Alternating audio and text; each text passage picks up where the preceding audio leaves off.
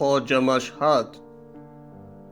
خواجه مشهد یکی از یادگاری های مشهوری تاجیکستان به حساب رفته. آن در ناحیه شهر توس جای دارد. این یادگاری متعلق به دوره سامانیان است. البته تاریخ گواه است که دوره سامانیان دوره رشد و نموی فرهنگ و زبان خلق تاجیک به حساب می رفت. در مدرسه های زمان سامانیان علم های ریاضیات، نجوم، فقه، هندسه و دیگر علم ها آموزانیده می شدند. مدرسه خواجه مشهد از دو بینای مربع ترکیب یافته است که آن در دهه صیاد این ناحیه یعنی ناحیه شهر توس جای دارد. سقف بینا گنبدی بوده در بالای آنها روزنه ها جای دارند. در گذشته بیناکاران این گونه مدرسه ها هنرمندان و دهقانان بودند. این یادگاری تاریخی تاجیکان از شهر دوشنبه 210 کیلومتر دور است. از مرکز ناحیه باشد 6 کیلومتر دورتر. یکی از سربازان پادشاهی روس در یادداشت‌های خود در سال 1894 می نویسد که در دهه صیاد بخارای شرقی مدرسه هست که برای اهالی همچون آرامگاه خدمت می کند.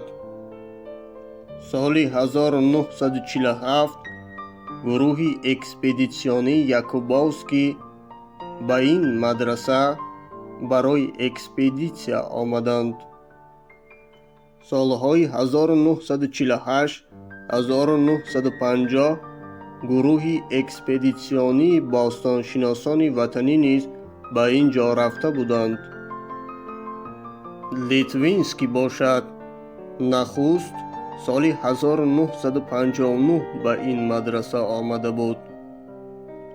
مدرسه خواجه مشهد از دو گنبد عبارت است.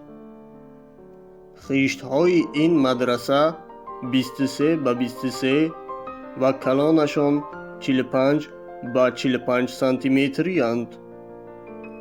ارکیتکتورای گنبدهای خواجه مشهد از همدیگر تفاوت دارند. اگر درباره بلندی گنبدها گوییم، یکی 13 و دیگری 14 متر است.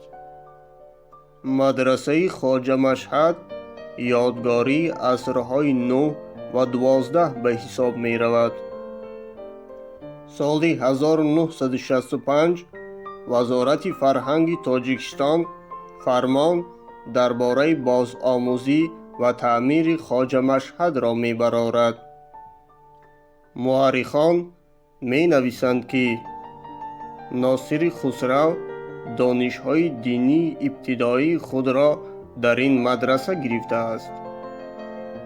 باید ذکر نماییم که طالب علمان برای علم آموختن در همان دوره ها از هندوستان، ایران و سرزمین های افغانستان به اینجا برای تحصیل می آمدند.